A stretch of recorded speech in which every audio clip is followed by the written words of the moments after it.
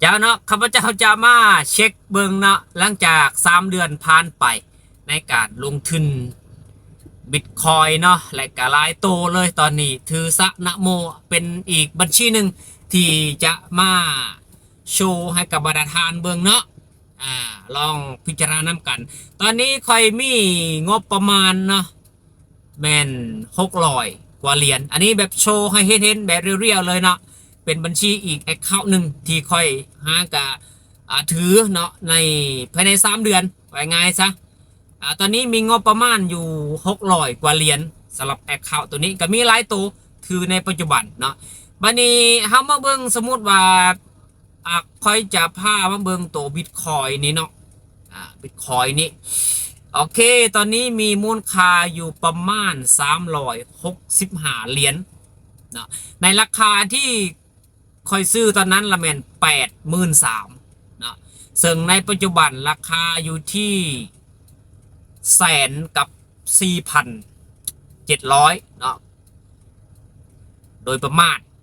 นะเอาระยะเวลาที่คอยถือนี่เบิ้งในช่วงนี่มาเบิ้งรายละเอียดอยู่นี่เนาะเอาเบิ้งอย่างนี้คลิกบอลนี้เนาะเช็คเบิ้งคลิกบอลนี้มูลค่า365เนาะแต่ถ้ามันขึ้นไปอีกก็บวกไปเรื่อยภายใน7 วันเนาะจะเบิ้ง7 วันซะก่อน7 วันนี่โอ้ไปละคาซาเลียตัวนี้เนาะอันนี้จะเป็นคาซาเลียต่อวันกำไรเนาะเมื่อภายใน7 วันนะก็จะได้อยู่ประมาณ30 เหรียญเนาะต่อภายใน7 วันไปไงซะโอ้โหถ้าเขามีงบประมาณรายกว่านี้ก็น่าจะบวกรายกว่านี้นะต่อ7 วันก็จะได้ประมาณนี้แต่ถ้า30 วันเนาะมันบ่ได้แบบสม่ำเสมอตัวนี้เนาะหมายถึงว่า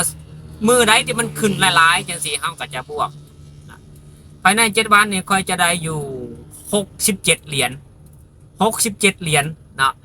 ในงบประมาณ300ซะเนาะ300ก็จะบวกขึ้นไปแมน67 เหรียญภายในเดือนนี้ถ้าในราคาประมาณนี้เนาะประมาณนี้แต่ถ้าเป็น3 เดือน3 เดือนค่อยก็จะได้ประมาณ72 เหรียญเบิ้งคัสตอมทาม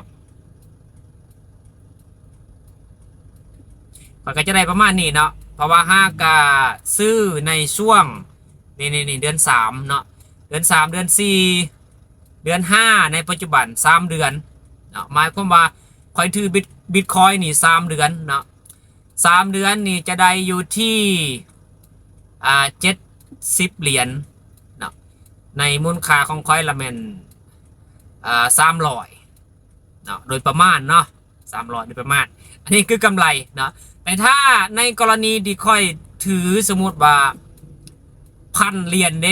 เนาะเอากับบวกขึ้นไปเลยเนาะถ้าถือประมาณสมมติว่า10,000 เหรียญก็จะบวกขึ้นไปอีกเนาะฉะนั้นถ้าเรามีเงินหลายถ้าเราโชคดีในช่วงที่มันขึ้นเราก็จะบวกแต่มันก็กงกันข้ามเนาะสมมติว่าในกรณีที่มันเกิดเราซื้อตัวอย่างคือคอยซื้อในมูลค่าในช่วงนี้เนาะ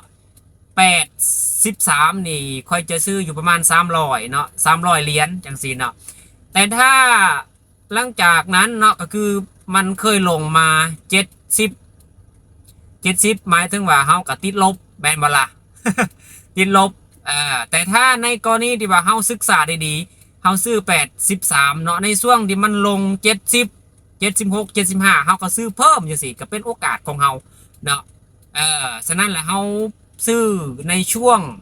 ที่มันต่ำที่สุดหลังจากนั้นถ้ามันขึ้นจังซี่คือจังซี่นี่ค่อยสามารถที่จะขายได้ละเนาะเพราะว่าได้กำไรละสมมติว่าอยากขายนะ